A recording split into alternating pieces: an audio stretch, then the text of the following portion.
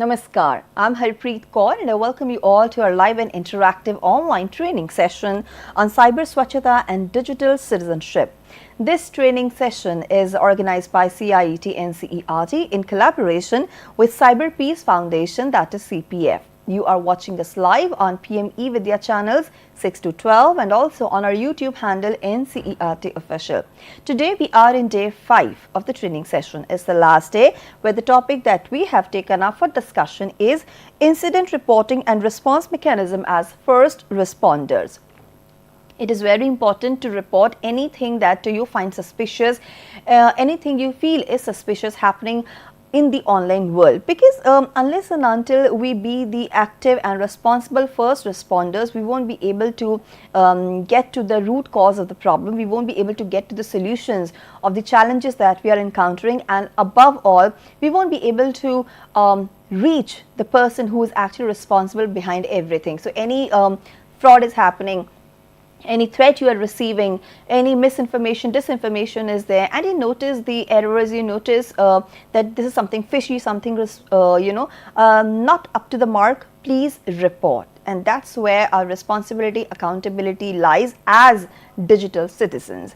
Now we'll be talking more about it. Since it's a training program, live and interactive, you can always participate. Please take down our phone number. This is 8800440559. We also have a specific email ID for you, that is training.helpdesk@ciet.nic.in, and you can send us your questions, suggestions and feedback on our YouTube handle NCERT Official. Apart from all that, it's important to tell you that this is a training program and there is going to be an assessment. Of course, for the assessment, you can log on to CIET's website. For guidelines and instructions, please feel free to visit the website, and just note that if you score more than 70%, you will be granted a certificate that can be downloaded from DIKSHA portal. Make sure that you watch all our sessions very carefully. And now it's important to learn about it in detail, that how we can be the responsible first responders and what is the correct way to report the incidents, whom to reach, where to reach, is there any prescribed limit within which we have to perform the job. So for all these queries and for all the answers that are required, we have our expert with us. So please welcome Ms. Anindita Mishra. She is Senior Consultant and Trainer from Cyber Peace Foundation. Ma'am, namaskar and very warm welcome to you. Thank you so much, Harpreet. Yes. Ma'am, it's a very important topic and it's a climax of our online training that is happening this week, and I think what is the best way other than this to sum up this entire journey of ours. So I want to ask you about all the main points that you will be covering in the session. What are we looking forward to? Please, ma'am, explain. Thank you. Right, Harpreet. Thank you for giving me the opportunity to take part in your Cyber Swachhata and Digital Citizenship Forum. We have been talking about digital citizenship, things to do, not to do, cyber security over many sessions right now, as you have already mentioned. And very important part of this entire process is incident reporting. Okay. Like if cybercrime happens, what are we to do? Yeah. Where do we go? Where do we talk to? And the person who's been affected, the victim, such a state of confusion and shock when the incident happens that they cannot take the right decision at that point. They need somebody's help, somebody trustworthy, somebody they can rely upon, and somebody who is going to be accountable, do the tasks they have set upon themselves to do, to help this victim out of this trouble sphere and safeguard them and their interest. That person is the first responder, and we are going to talk about in reporting of an incident and the role of first responder. This is also a part of digital citizenship because it calls for all of us to become a first responder. As you know, Harpreet, we are all having our own smartphones. India has one of the largest number of internet users and social media users also in the world. So with so many millions of people online, there is a lot of things happening, and the cyber crooks have also followed them online, and cyber crimes are happening at an alarming rate. I think every day if you open a newspaper or watch the news, you're going to hear of one or more cyber crimes, and sometimes in crores, right? Right. So what do they do? Who do they approach? How can somebody help them out? what knowledge is required. This is what we are going to talk about today. Absolutely, ma'am. It is the need of the hour, and as in medical emergencies, we have to learn how to give CPR in order to save a person's life. Similarly, if you become here a responsible and vigilant first responder, you can actually save a person's money, his reputation, and anything that's at stake. So, ma'am, now I'll request you to kindly go ahead with your presentation, and whatever questions we are going to receive, we will take them up in the end. Thank Perfectly you, fine. And Harpreet, you have stolen the words from my mouth. I was going to draw a parallel between first aid givers and the first responders. And the only difference is, like you said, CPR for them, for cybercrime first responders, to help them out of a cybercrime incident. That is the emergency here. And who can do it?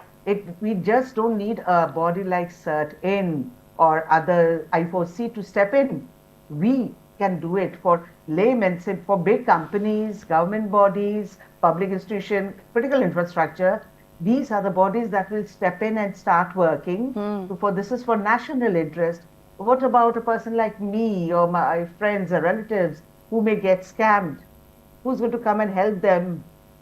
For that, we need digital first responders. Like we have our own Cyber Peace Corps, we are training people to become the first responder. So today we are going to cover who are first responders, why is it important to report a crime.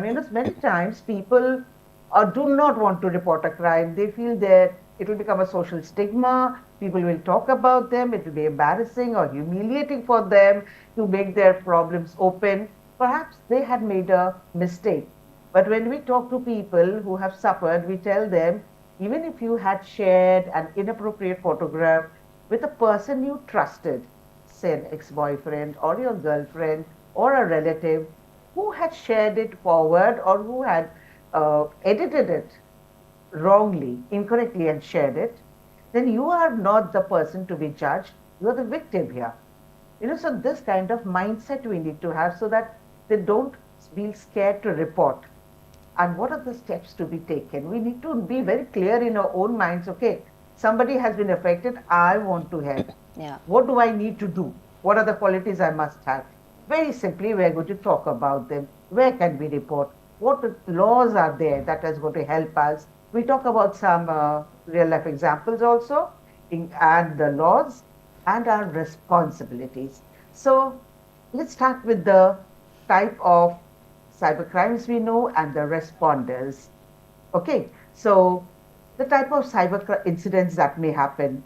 Cyber incidents can be, if you look at the National Crime Reporting Portal, where you can anonymously or in your own name report any kind of crime, you will find that they have different categories. There are categories for financial frauds, categories specifically for child sexual abuse offences, and for women molestation, sexual molestation of women. And the third is all other crimes. Now, these may be cyber-enabled or cyber-dependent. Let me clarify this because we all need to know it. A cyber-enabled crime is a crime that can happen in the real world, but the coming of internet has made it easier and faster and more widespread to conduct it. For example, scamming. Scamming is not new. People were scammed in real life also. Okay? Or if you put your money betting, say, you bet, you find people on the streets even now where they pay 1 rupee, 10 rupee like that and bet on a number. These small scams are happening everywhere. And where they don't end up getting anything. Somebody else, mostly of their own group, they win.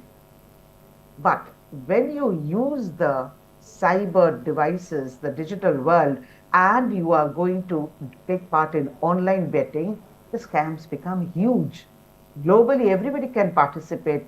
You're talking crores of money that is happening every day, either it be related to cricket or to any other incident that garners widespread interest.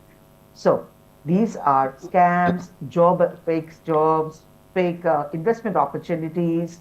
There are deepfakes, AI-generated deepfakes, AI cloning with voices clones of a person, courier scam, parcel scam, digital arrest. There are all different kind of incidents.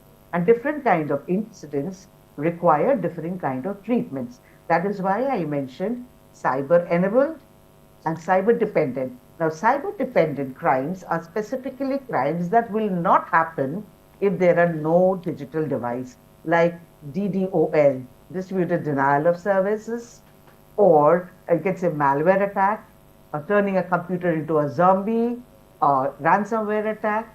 These are dependent on the digital device and the internet to happen.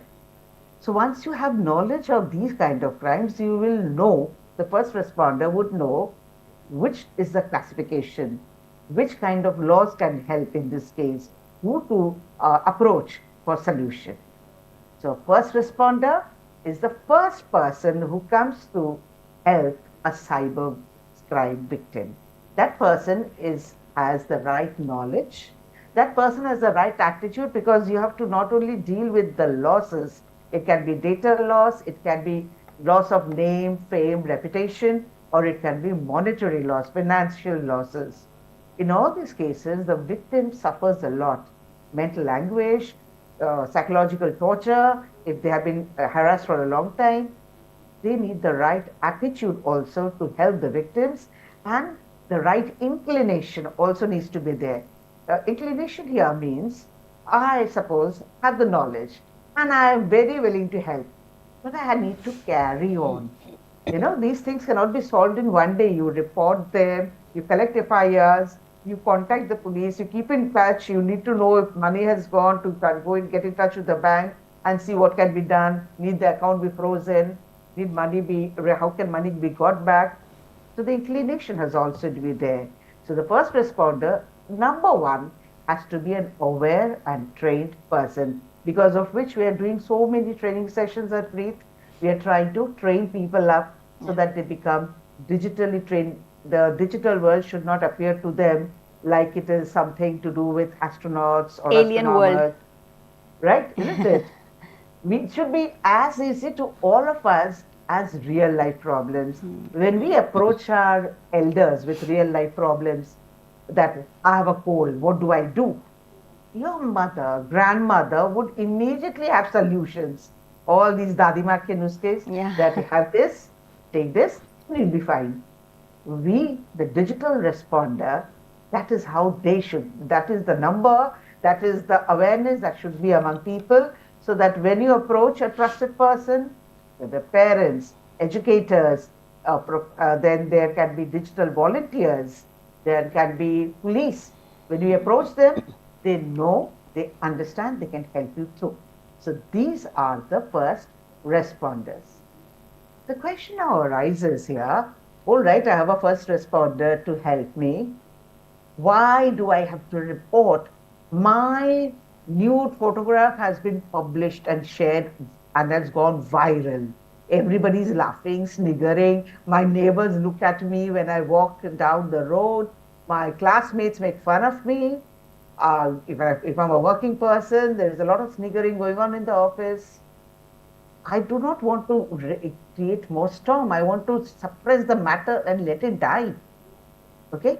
This is my first reaction, because the more I try to get into it, I believe that it will get more murky and my name and my fame will be at stake. We are scared. If somebody has been harassing us or abusing us, we may be scared of that person. If somebody has held us in digital arrest for a long time, we will be very scared of that person and a recurrence of such event. But it is important to report, because number one, to protect the victim from further such abuse and harassment or suffering. This has to be conveyed to the victim. Secondly, quick action is needed in such case. Time lost is opportunity lost in this case. There is a golden circle time period for even financial frauds, within which if you report to the police cybercrime cells, they will find it easier to block all the transactions that have taken place on your card, or if your account has been hacked, the money is going out in trenches, they can stop that from happening and even bring back whatever sum that has not been withdrawn. So action it has to be taken very quickly. Third, others need to be protected. If a case is reported and work starts on it, police will look for similar incidents. They will create a database. They will be able to catch, give them more chances to catch the perpetrators. And the public will become aware. They will become alert. Being alert is required. That is why, through our mobile phone, when we make a call, they should tell us, be careful about scams, don't share KYC, or don't share OTPs. Why are these messages given to us continually? We get irritated. Again and again, this message comes, start ringing, I have to talk, I'm in a hurry. But they are important because we tend to forget such important things. We need to be careful, and we also need to know what to do if somebody else gets caught, because then their minds are not working. Also, evidence has to be preserved. Sometimes when these cyberbullying is occurring, the tendency of the victim is to quickly delete all the messages. They want to get rid of it so that, like in Austrians, they want to believe that nothing will happen if they can't see it. But it's there. The person knows they are there. Even if they are blocked, they'll find some other number to connect with them. Victim has to be empowered by the support shown to them, the empathy shown to them, and safer digital practices. We know we can add some more information. Right. So we can say that reporting does matter. And now, of course, we can also see that what incidents we must report. It's important to know about those incidents also. So here in the PPT itself, there is a list: online harassment or bullying, online bullying or threats, fake profiles or impersonation, hacking or data theft, financial scams, private content leaked, CSAM or abusive content, phishing or fake links. Now we all know that there are people who get, of course, a lot of trolling online, they're abused online, they're harassed online. You can always report this incident, because nobody has a right to tarnish your dignity, to tarnish your space, and to give you that mental trauma. So yes, if you have been hurt, has somebody agonized you, you can definitely report it. Now online bullying or threats, again, people create fake IDs and they bully you. They bully you for probably your comments, for your looks, for your post, for your stories, and they also threaten you. Now we see that these days also we're receiving a lot of calls where people are threatening you that this will happen, that will happen if you will not pay this much of money, etc., etc. But you can report this incident, and please do that ASAP, because this will help the investigation agencies to catch hold of the person doing it. I mean to say the criminal behind it. Now fake profiles or impersonation, again, that is happening. People are creating fake profiles. They are trying to hide their identity, but that doesn't mean that they cannot be chased or they cannot be bring to the justice. There are agencies that can do the investigation and can hold them accountable. Hacking or data theft, we all know data is important, it is asset, and when it is hacked, obviously you can lose your money, you can lose your certain confidential documents, and they can be used or misused in a way that will not be desirable. So we can always catch these hackers, no matter how evolved they are, but even the technology to catch them is evolving. Financial scams, a lot of financial scams are happening. You can see that even in reputed banks, these scams are happening. And as individual also, we are losing our hard-earned money because of these scammers. So you can stay vigilant, because nowadays it's almost inevitable to avoid mobile banking, internet banking, or doing other financial transactions. Not everywhere you can actually carry cash in your pocket.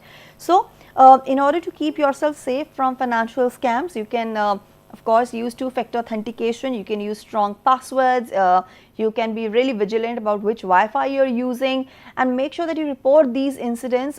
This is a particular wing, of course, of the investigation agencies that work specifically on financial scams. Private content leak, now that is why they say be very vigilant of what you post online, because if your private content is leaked, of course it will definitely give you the trauma that you don't want. see as aim or abusive content. Of course, there are a lot of posts that are abusive in nature, and they can have serious consequences. We all must not encourage or repost such posts, because we have to live in peace and coexist in harmony. Phishing or fake links, we all know that you get these links, you click on that, and you've won a lottery, or click on that, or something like that. So I think to explain it in more detail, we have our expert with us. She will take it further from here. Yes, ma'am.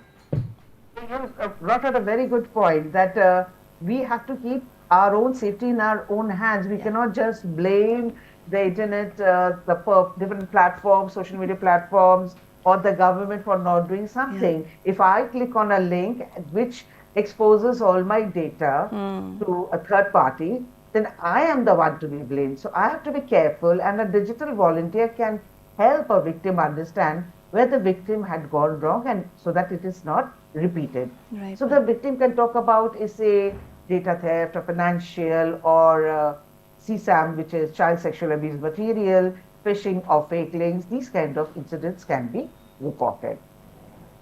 After an incident occurs, so a cybercrime has occurred, an emergency has occurred, what is to be done? The first duty of a digital responder is to ensure the victim is calmed down and reassured. They will be in a frantic state. So if they come, or somebody else pointed by them come and talk about it, take it as the first step. They're asking for help, calm them down, reassure them, and then take them through the steps of remedial actions. So the first step is, do not indulge in any kind of conversation with whosoever has been harassing you, troubling you, arrested you, or whatever, or collect or taken your money. Do not get into any kind of online arguments or try to tell people or explain yourself to anybody. Just stay calm, collect all the messages, photographs, any kind of telephonic conversations you may have, record and help the victim collect them.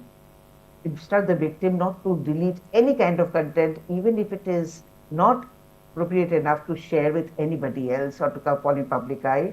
Police will require it. So that has to be protected. The device on which these kind of crime has occurred has to be protected, hardware and the software, so that if the device does not crash. The evidence is very important. After everything has been collected, maybe 2 sets of evidence recording has been made in different portals. Maybe you have recorded in cloud, maybe you have taken on an external hard disk drive, you have recorded everything. You may then delete, you may then change all your passwords, or if you think the social media profile of yours, you do not want to keep it anymore, you may report everything to the social media platform, explaining everything so that they take action. Then you may shut it down temporarily or forever, but change passwords you must. If it is a bank-related, financial-related fraud, please get all your credit card, debit card frozen, go to the bank and explain to them, and they will help you safeguard your account. Do not waste time, and do not share any content that has come to you, if that content is to be as taken as evidence, further with anybody else. So these are the actions the digital first responder has to take when the victim of cybercrime approaches them.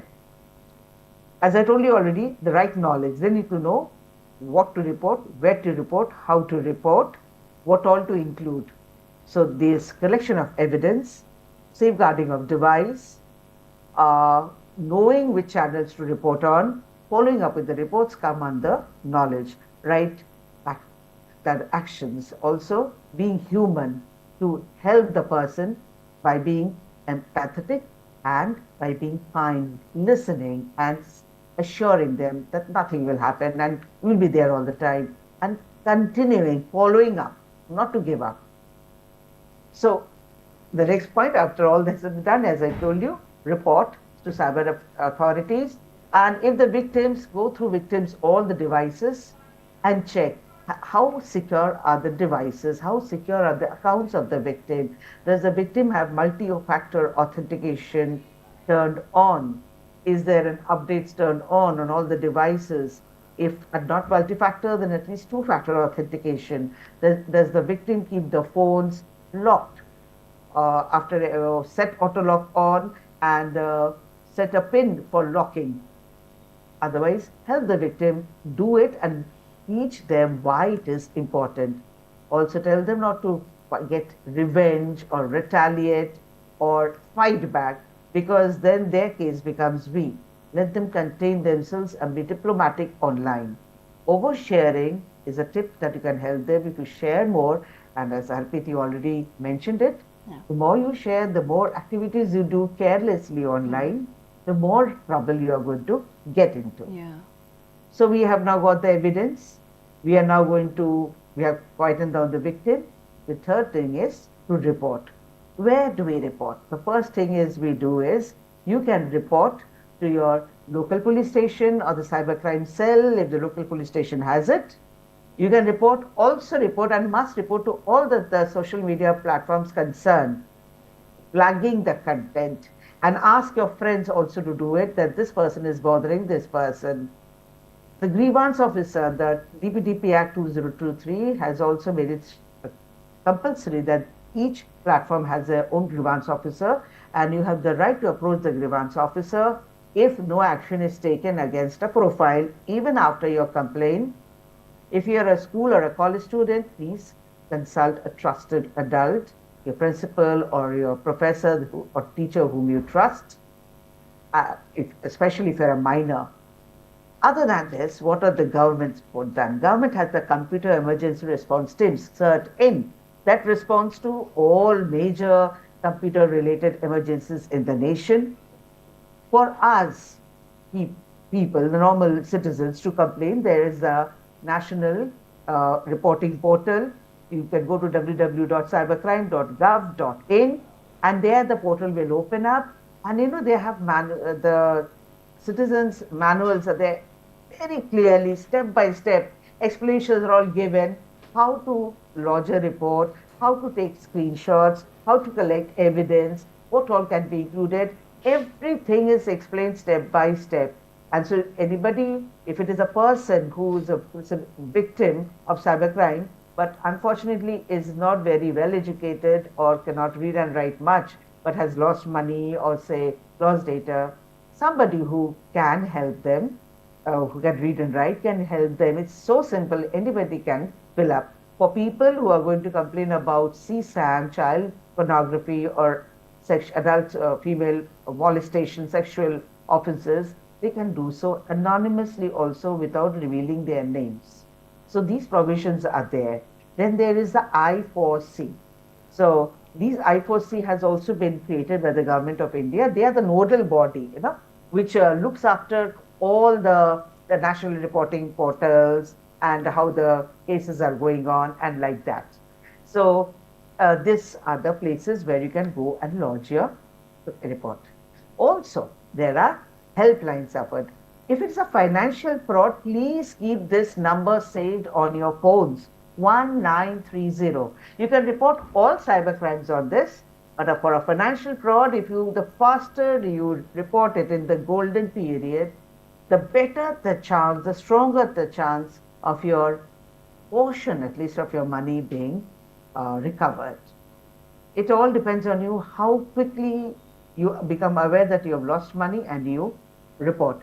Now for this, it is important that you have alerts set up, both SMS alert and email alerts, so that every time a transaction takes place on your accounts, you get information for both UPI payments, bank account payments, or credit card or payments, or your payments to different e-commerce sites like Amazon, Flipkart, Myntra, which you are doing through your credit card or UPI. Every time you should get an SMS and email if possible, both, and ensure that your passwords and two-factor authentications are on. Even if it takes time, you get an OTP and you write a password, it's okay. Your money is being saved. Do not cringe about that extra time spent. Then, as I told you, each platform has a grievance officer. You can approach them. You can report on the 3 dots on the right-hand side of each profile of each post on social media platforms, and there you flag content or report profile or report content, and there you can choose the option that applies best and report it. There are state cybercrime portals also, and you can report on that. Now, next we come to what are the steps. So, as I told you, we will do this is a refresher. Number one, identify the cybercrime.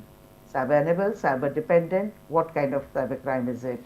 Number two, collect all evidence, but before that, report the crime, either on 130 or on cybercrime.gov.in or through an FIR at a police station, or if you want to call your state cybercrime portal, there, report and collect all evidence possible, everything, physical and digital evidence, because the more evidence you have, the stronger your case will be. Do not engage further with whoever has preyed on you, with the criminal. Do not talk to them, do not communicate with them or return their calls or messages, however much they threaten and scare you or blackmail you. Do not respond at all, and take support of a cyber first responder. Now, how do you take evidence? Now, all the time I'm talking about collect evidence. Evidence can be collected in different ways. We can take a screenshot. Like example, I will show you on my phone. Let me show you something.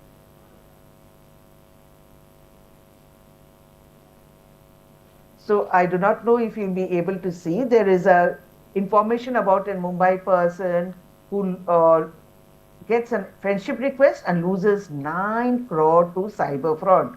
Okay, this is the latest news, today's news. 9 crores lost to cyber fraud by accepting a friend request. Now this person, bank has been emptied. Can you imagine the mental anguish of this old man, 80-year-old man, who in all good faith had accepted that thing? So now he has to collect evidence. The person has sent, so a digital first responder, if the police comes, immediately they will take a picture of the first message sent, friendship request sent, profile of that person. They will talk to telecom operators to get logs of any phone calls made, trace the towers. They will also look for any emails or website where you may have been, like if you have taken a loan, tempted by some fabulous offers and taken a loan, they'll go to the website or the app and search and collect data from there.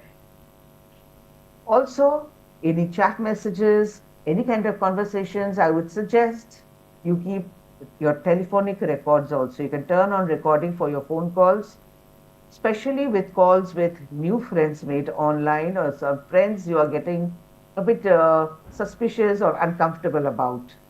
Please start recording the calls, because those calls, later on you can delete if nothing happens, but those calls may come in handy one day. And keep a record, timeline of events, this date. As much as you remember, you have to start writing. After the crime has occurred, your mind may not be working well.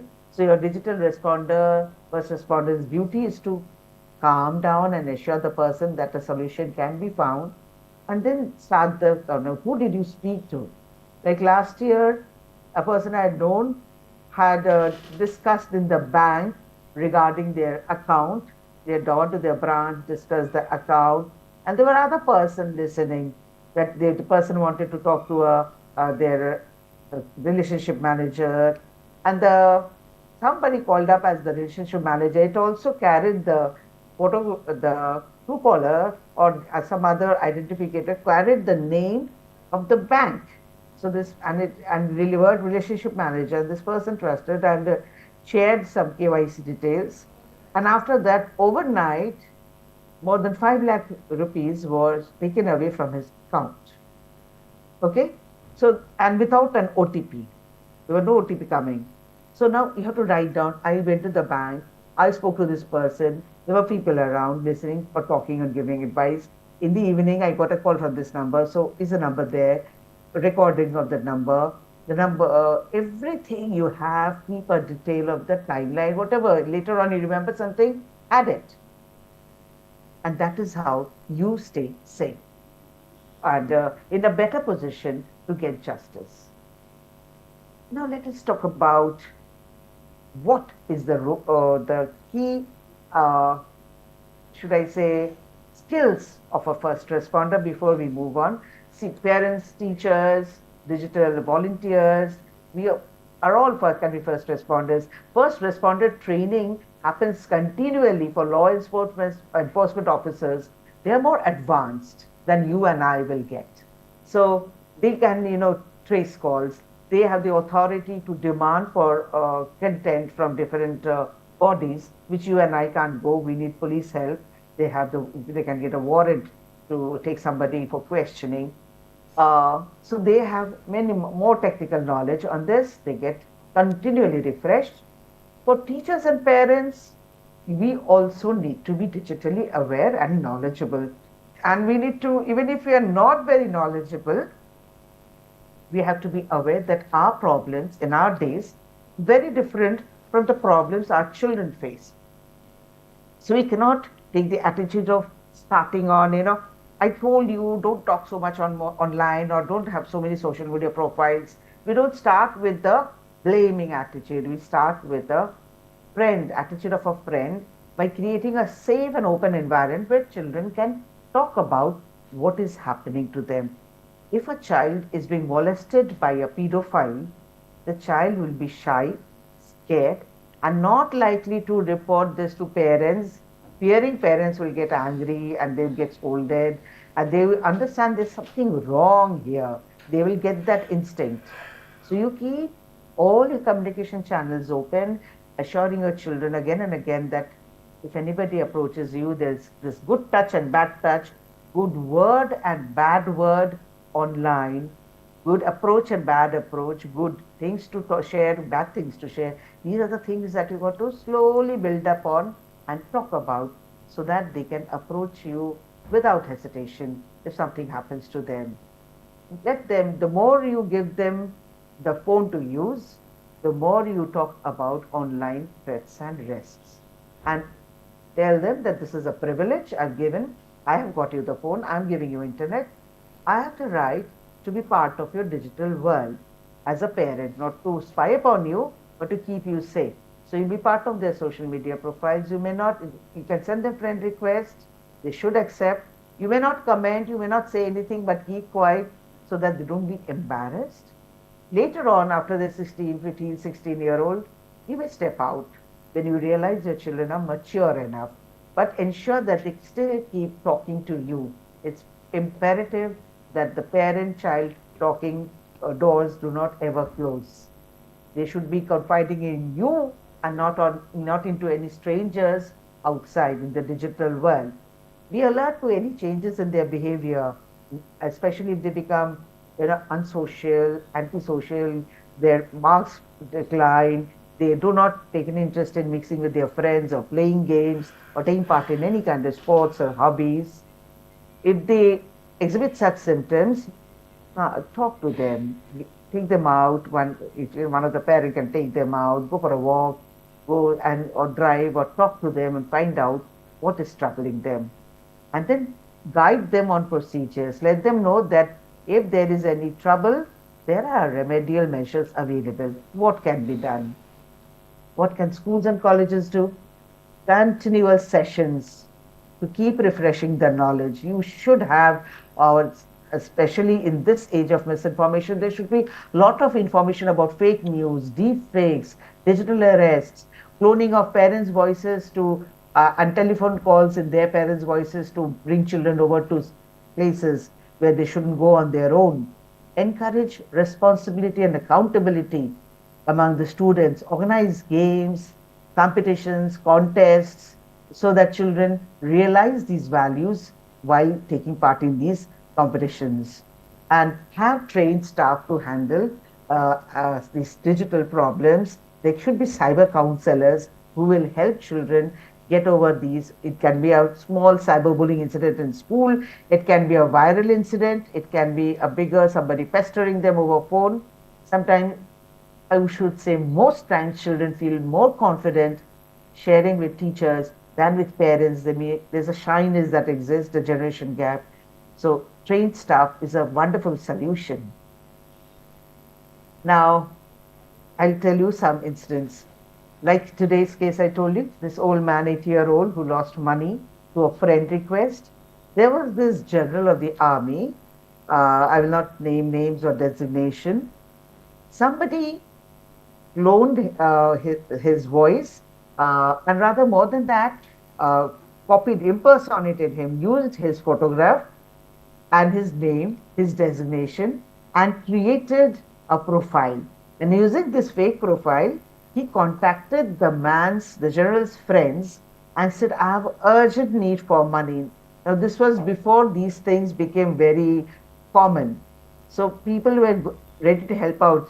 Only one person called up the general to find out what has happened and anything else he could do, and found out general was healthy and fine and there was no need for any money at all. So this is one case. Then there are the cases of the digital arrest. When this one woman who has been on digital arrest time and again, and ended up giving her over to these cyber criminals a huge, substantial portion of her income and savings. What do digital arrest criminals do? They dress up as a good cop and a bad cop. They scare you. They leave such a deep impression in your mind, you start believing them. And why do they believe them? They are psychological manipulators. They manipulate your mind. You keep in mind that all scammers are manipulating your thinking. And if you fall into their trap, it is because you have become manipulated. So your aim here should not be to give in to them. The moment somebody scares you and says, you said this courier via Blue Dart, and you may have perhaps sent it. So you will say, yeah, I have, and said that the narco division has found traces of drugs in it. You are going to come to the office straight away, and you must have received 70,000, and perhaps your account had 70,000 in it, and or maybe more than 70,000, and they said you have to transfer it all to RBI account. We are sending you the account to this, and then we are going to check all the money to see what you have received from your drug business. So there are different ways they manipulate. A lady doctor recently lost crores to a digital arrest scam. How did they manipulate her? They must have manipulated her by using a weak point, something they keep asking you, talking to you, till they look at your reactions and find out that this has clicked. The lady's or the man's weak point is here, and then they work upon it. So therefore, don't get scared. Police will never arrest anybody online. Also, do not share any OTP, any bank details, any of your activities with anybody over a call or a video call. Do not accept a video call from an unknown number at all. Even by error, video calls, don't accept. If you get a message that your KYC is pending or your account is frozen, or you ignore, go to the actual official website and contact and talk. But do not respond to such. These small steps you take. But what about our digital first responders? They are going to hear with their knowledge to teach you that you cannot make the mistake of not reporting or deleting messages or further sharing harmful content, or debating in your mind for a long time, should I share or should I not share? What should I do? You don't waste time. There is no time to be wasted in such cases. Action has to happen immediately, or the cyber criminal will know you are scared, you are dithering, confused, and they will attack again by changing their ploy. Now, so we know we have to complain to the police. If it is a very serious case, get an FIR, complain to the cybercrime.gov.in or call up 1930. And after that, we need to do some studies and understanding under what laws will they be considered. So according to our old IT Act 2000, there was 66 C and D for ID theft and online cheating and forging, 67 for publishing of online offensive content, including CSAM, 354D. Then there is the IPC code.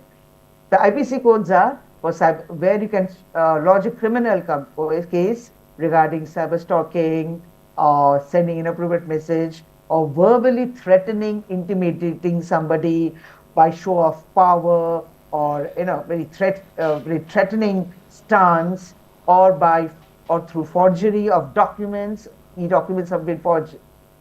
The Bharatiya Nyaya Sanghita, the BNS, which is the new version, which we are going to follow henceforth, it has quite a few specific laws regarding cyber crimes under which you can try them, like organized cyber crime, like a betting syndicate, say, or a loan scam. We have our Interpol and our CBI together have unearthed a huge loan app scam happening from the time of COVID. So these organized cyber crimes are, if you victim of this, then you report under section 111. 303 is theft of digital assets, physical and assets are there, which is a computer hardware, and the digital assets are all the data that you have stored. 356 deals with defamation, name calling, falsification of content to bring down a person's or a brand's reputation. 351 deals with criminal intimidation online. If you are intimidating somebody online and threatening that person, that case can be lodged under 351. Voyeurism, looking at somebody, recording them in a bathroom or in a gym or in a hotel room, recording private moments of people without their knowledge and then selling them or sharing them further, will be tried under section 77. So laws are there. There are portals to report. There are police stations. Be aware and be the digital first responder, calling all youth, all you young people, middle people, everybody, work to become a digital first responder, because we need each and everybody to help each one so that our Swachhata can be maintained. So there can be peer support groups, cyber volunteers in school, get them trained, and they can offer training to others. Teachers can first get train the students, and they can train and they can micromanage the students, because they are the first to hear, the students are the first to hear about any problems other students may be having. You can be cyber ambassadors, have posters or video making competitions, or just share pointers every day on the notice board that children and youth, other people and collegians can go through. Be digital first responders. If somebody suffers, be the one to report. If it is a small contained case, it can be spoken between the parents, the criminal, the perpetrator and the victim, and the school authorities or college authorities. Do that. If it is serious, then you have to be reported. Then go ahead with it with the support of experts.